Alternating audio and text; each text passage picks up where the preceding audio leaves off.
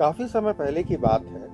एक नवयुवक सत्य की तलाश में, जीवन को जानने की तलाश में, ब्रह्म को प्राप्त करने की तलाश में एक छोटे से शहर, गांव कह सकते हैं, कस्बा कह सकते हैं, वहां पे पहुंचा।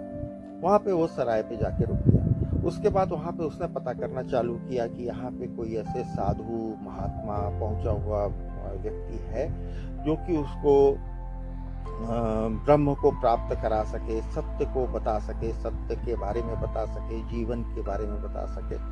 तो लोगों ने बताया कि यहाँ पे वैसे तो कोई महात्मा जी है नहीं, लेकिन एक फकीर है, पहुंचे हुए फकीर है। वो पहाड़ी पे रहते हैं, लेकिन है बहुत गुस्सैल, ये ध्यान रखना। पहाड़ी पे रहते हैं और उनको जरूर ब्रह्म ज्ञान है और वो ईश्वर प्राप्ति उनको है। लोग बाग यहाँ का उसके उनके पास काफी जाते हैं, तो उनके पास जा सकते हो। तो उसने कहा ठीक है। अगले दिन सुबह वो तैयार हुआ, गर्मी के दिन थे, काफी गर्मी थी। तो उसने एक छोटे से पात्र में पानी ले लिया और चला रास्ते में। काफी लंबी पहाड़ी पे चढ़ाई थी और गर्मी, भीषण गर्मी थी, धूप बहुत तेज थी, उसका पानी खत्म भी हो गया। तो उसने सोचा कि ऊपर फकीर के पास पहुंचेंगे, वहीं पानी पियेंगे। जब ऊपर पहुंचा तो उसने देखा कि एक छोटी सी झोपड़ी सी बनी, झोपड़ी क्या लकड़ी के ऐसे ही छाया बनी हुई है, और एक व्यक्ति जो है फकीरी दिख रहा है, वो पेड़ के नीचे लेटा है, लेकिन लेटा बड़े अजीब ढंग से है। उसके पैर जो हैं वो पेड़ की छाया में है और जो सर है वो पत्थर में, एक बड़े से पत्थर में टिकाए हुए, जिसमें बहुत अच्छी तेज धूप पड़ रही है और गर्मी का टाइम। तो उसने कहा कि पता नहीं कैसा है। फिर उसने सोचा होगा क्या करना है। तो पहुंचा वहां पे, उसने दंडवत प्रणाम किया और उनसे कहा कि मैं सत्य की खोज में आया हूँ, मैं ब्रह्म को पाना चाहता हूँ, आपके पास आया हूँ, शरणागत हूँ आपका, आप कृपया मुझे मार्गदर्शन प्रदान करें।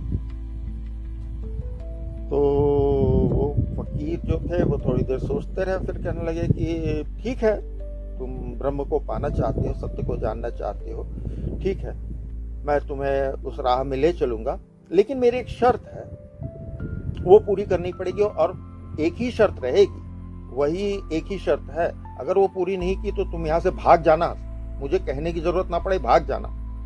बहुत कड़क शब्दों में बोले वो। कहने लगे नहीं नहीं आप, नहीं महात्मा, मैं आपकी पूरी शर्त पूरी करूंगा। मैं तो बहुत लोगों के पास गया हूँ, साधु संतों के पास गया हूँ, किसी ने योग सिखाया मुझे, महीनों योग सिखाया, किसी ने साधना करवाई, किसी ने मंत्रोच्चार सिखाया और किसी ने सर के बल भी खड़ा कर दिया और मैंने वो सब किया। अब मैं आपकी भी शर्त पूरी करने को तैयार हूँ, लेकिन मुझे वहां पे सत्य का ज्ञान नहीं हो सका, ना ही मैं जीवन के बारे में जान सका, ना ही ब्रह्म के बारे में जान सका, ना उसको पा सका। आपकी शर्त मानने को मैं तैयार हूँ। तो उन्होंने कहा सोच लो और भाग जाना, शर्त पूरी नहीं हुई तो। चलने नहीं, मैं पूरी करूंगा शर्त आपकी। तो उन्होंने कहा ठीक है। चलने ठीक है, मैं भी कुएं में पानी भरने जाऊंगा, तुम मेरे साथ चलोगे और तुम देखते रहना, लेकिन जब तुम यहां से चलोगे और जब तक यहां नहीं पहुंच जाओगे, तब तक तुम्हारे मुंह से एक भी शब्द निकलना नहीं चाहिए, तुम कुछ बोलोगे नहीं। उसने कहा ये तो बहुत छोटी शर्त है महात्मा, ये तो कोई बात ही नहीं है, मैं बिल्कुल नहीं बोलूंगा। कहले हाँ, और देखते रहोगे, बोलोगे नहीं? कहले नहीं, मैं बिल्कुल नहीं बोलूंगा। उन्होंने कहा चलो। अंदर गए वो झोपड़ी में और एक बाल्टी उठा के लाए अंदर से, और रस्सी बाहर पड़ी हुई थी। उन्होंने कहा उठाओ रस्सी और बाल्टी, चलो, और चल दिए। अब जब उसने रस्सी और बाल्टी उठाई तो देखा बाल्टी में तो तली नहीं है, लेकिन वो फकीर चल दिया था। तो उसने कहा शर्त तो चालू हो गई हमारी, तो अब मुझे बोलना नहीं है। तो कहने वहीं चल के देखेंगे, वहां कोई बाल्टी अल्टी होगी या तली लगा लेंगे, कोई पड़ा होगा कुछ टीन का टुकड़ा, तो उससे तली लगा लेंगे और वहां पे कर लेंगे, लेकिन बोलेंगे नहीं। अब वो चल दिए साहब, कुएं के पास पहुंचे। इसको प्यास भी लगी हुई थी, बहुत तेज प्यास लगी हुई थी जो नवयुवक था। वहां साहब कुएं के पास पहुंचे, चिलचिलाती धूप में उन्होंने, फकीर ने उसी बाल्टी में रस्सी बांधी। अब इससे रहा ही न पड़े, इसने सोचा देख लें, फकीर देख लें कि उसमें तली नहीं है, लेकिन उन्होंने नहीं देखा। और ये इसको लगे कि कैसे, अब हमको तो बोलना नहीं है। और तो कुछ करना नहीं है। तो ये कहने लगा हो गया, करने दो जो कर रहे हैं। तो उन्होंने रस्सी बांधी बाल्टी में और उसको बाल्टी को नीचे डाल दिया, उसमें कुएं में पानी था, कुएं में बाल्टी गई और पानी उसमें भरा होगा। जब उन्होंने ऊपर खींचा तो बाल्टी खाली की खाली, उसमें काहे को पानी है। अब इसे बड़ी गुस्सा चढ़ी, प्यास लगी थी, बहुत तेज प्यास लगी थी। तो ये कहने लगा अभी भी इनको उन्होंने नहीं देखा, नहीं समझ में आया इनके, उन्होंने नहीं देखा। तो पहले अब देख लेंगे, समझ में आ जाएगा। लेकिन उन्होंने फिर वही किया, तो फिर बाल्टी ली और फिर कुएं में डाल दी और फिर पानी उसमें काहे को भरे हो, फिर खींचने लगे। अब ये इधर उधर देखने लगा। तो उन्होंने, फकीर ने कहा नहीं, तो इधर उधर नहीं देखोगे, तुम इधर ही देखोगे, तो अब बोलोगे नहीं। तो ये देखने लगा इधर। अब उन्होंने दोबारा भी बाल्टी ऐसे ही की। जब दोबारा वो बाल्टी डालने लगे तो इससे नहीं रहा ही पड़ी। इसने कहा महात्मा, आप जो बाल्टी डालने जा रहे हैं उसमें तो तली नहीं है, पानी कहां से आएगा। तो वो एकदम से चिल्लाए फकीर, कहने भाग यहां से, तेरी शर्त खत्म। तू बोल दिया, अब तेरी शर्त खत्म, तू जा यहां से, भाग।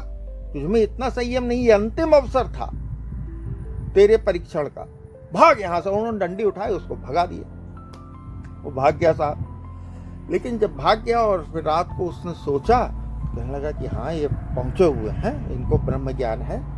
और नहीं तो कोई ऐसा कैसे करता है कि खाली बाल्टी जिसमें तली ना हो उससे पानी खींच रहा हो।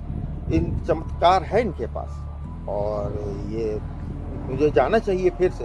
वो परेशान तो था ही, इतनी दूर से तलाश में। वो अगले दिन सुबह फिर पहुंचा वहां पे और गिड़गिड़ाने लगा, उनके पैरों में गिर गया फकीर के, और कहने लगा कि मुझसे बहुत बड़ी गलती हो गई और आप एक अवसर मुझे और प्रदान करें।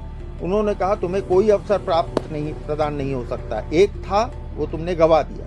तुम्हारी जो बाल्टी है उसमें तली ही नहीं है संयम और धैर्य की, तो उसके अंदर पानी कैसे भरेगा। तुम ब्रह्म की ज्ञान की प्राप्ति या जीवन के बारे में कैसे जान सकोगे जब तो उसकी तली ही नहीं लगाओगे धैर्य और संयम की। तुम्हारे अंदर इतना भी नहीं था कि कुछ मिनट रुकते तो तुम ब्रह्म को नहीं प्राप्त कर सकते। वही सब हम लोगों के साथ भी है। हम लोगों के जीवन में हमने तली नीचे लगाई नहीं धैर्य और संयम की।